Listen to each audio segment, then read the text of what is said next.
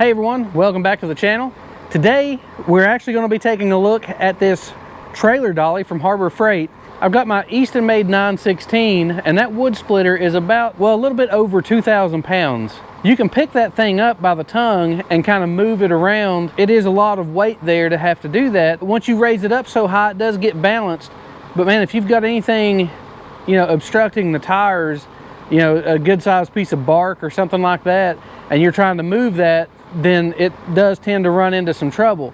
So what I'm thinking is, if I get the dolly going on and I have the wheels there, then I can pull that thing, and even if it does hit something like that, I'm going to be able to kind of rock it or pull it over top of stuff like that, because I'm not having to try to balance the splitter and everything up in the air plus pull on it. Because when you've got it raised up and then you try to pull on it, then you're pulling the tongue down and you just can't get the leverage on it that you need if there's any kind of obstructions and stuff there. So I thought that this trailer dolly actually might be the answer to my problems there, because I do, you know, tend to want to move my stuff around. It may not be far, it may only be a few feet. I think this will make it a whole lot easier to do that. So today we're going to put this thing together. There's not too many parts and pieces to it, so it shouldn't be too hard of a job. And then we're going to go over here and try it out on our EastonMade 916. So we got the box opened up and I'm going to pull out all the pieces here, and we'll see what this looks like. So that's not too bad. There's actually only 5 pieces plus your 2 wheels and tires, and then you've got some nuts and bolts and washers and that kind of stuff. Now the thing is, the directions on this, it doesn't actually have directions of how to put it together. What it actually has is a diagram. That the diagram is an expanded view of all the different parts and stuff. It doesn't tell you what step to do before the other or anything like that. It just shows, you know, a bunch of these pieces and where they go. Some of them are actually already together that it shows as separate pieces. There's not quite as many as what it looks like here in the picture.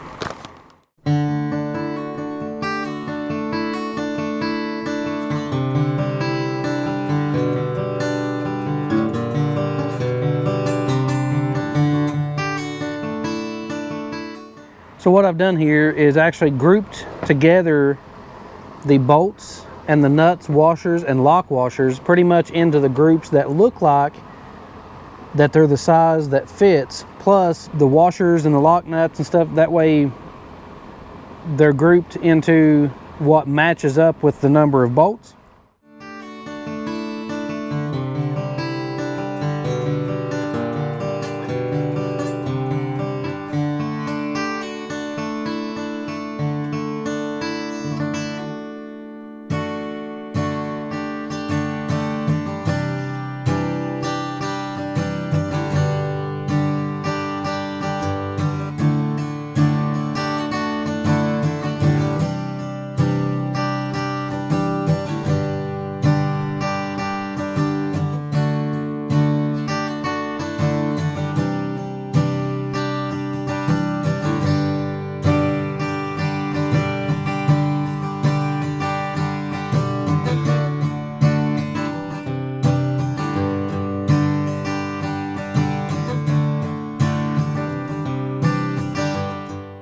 All I got to do now is just go through and tighten all these up good and put on the ball. I was kind of disappointed because this comes with an 1 7/8" ball, and I was really thinking that it would have a 2-inch. So I found a 2-inch ball to put on here. Only problem is the bolt is too long on it. When you put it on, like, it hits down here on this brace.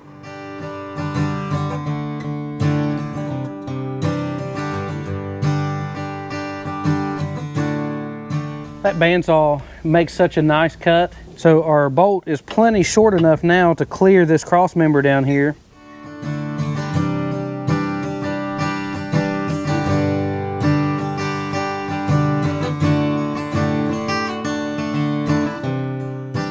Can you move the EastonMade 916 by hand? And the answer is yes. It's a little heavy when you pick it up, but once you kind of raise it up, you can balance it. As you can see, I'm kind of just holding it with one hand, but once you get it kind of up to that balance point, then you can move it around pretty easily, providing there's not something under the wheels or around it that's going to be obstructing it. So we can turn it around.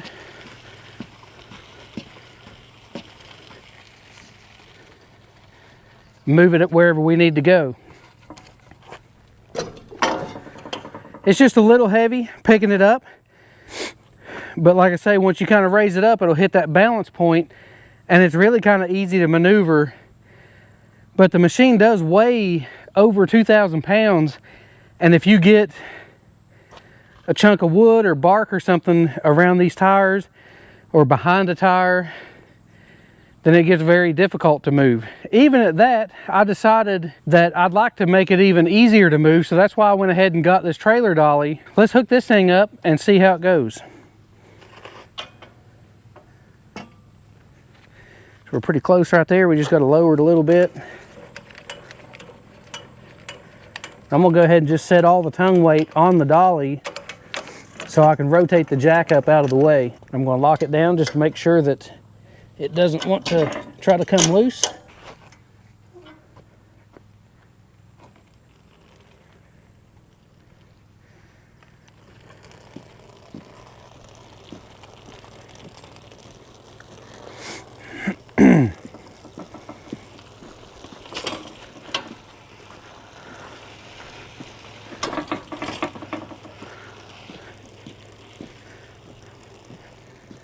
Wow. I'm really impressed with that, actually.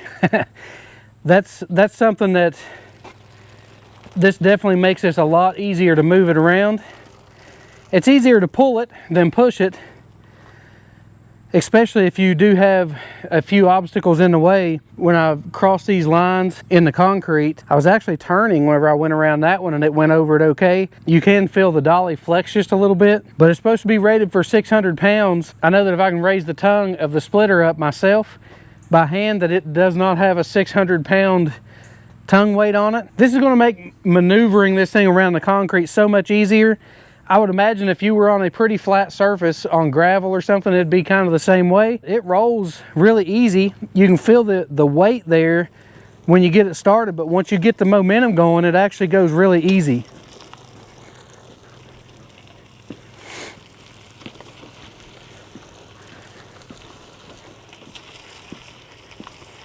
And it's not nearly as big of a jolt if you hit a piece of debris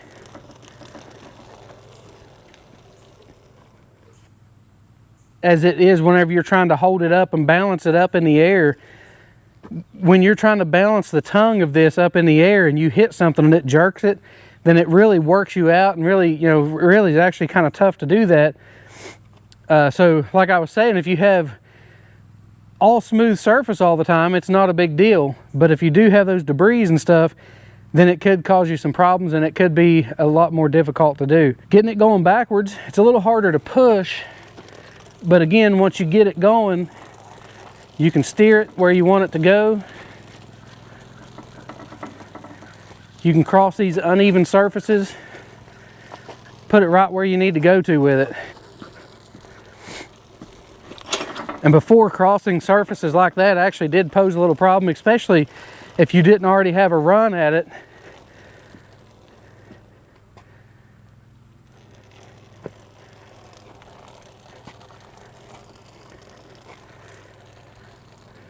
It even makes it easy if you want to spin it right here in one spot. You can just come right over to the side and pretty much spin it. And that inside tire staying in one spot and doing a 360.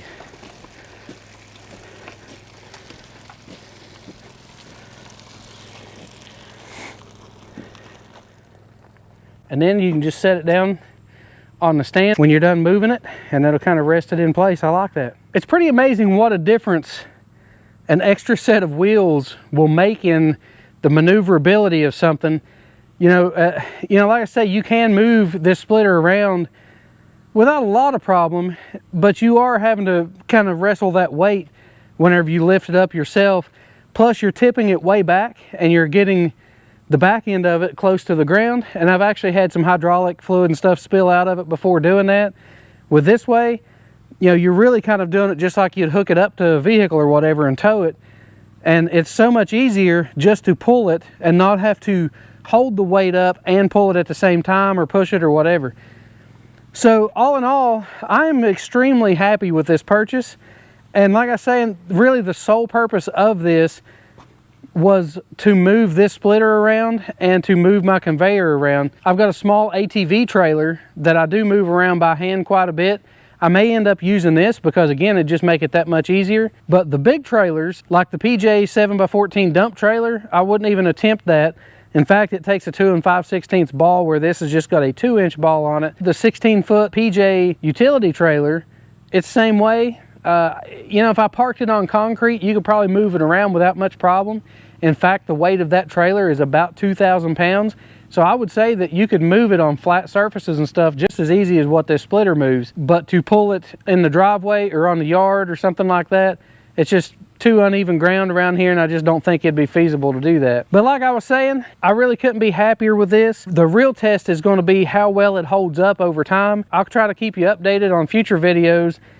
The more I use this thing, whether it holds up from using this, I don't really want to park this thing in the garage. Maybe I can put it in the new shed and kind of put it in a corner somewhere out of the way while I'm not using it, to try to keep the water and the weather off of it. But my original intentions was to basically have it out here, keep it close by. That way I could just grab it and use it whenever I needed to. So I hope this video helps you out a little bit to making a decision whether you feel like you'd want to purchase one of these or not. If you did find this video helpful, make sure to hit that thumbs up button.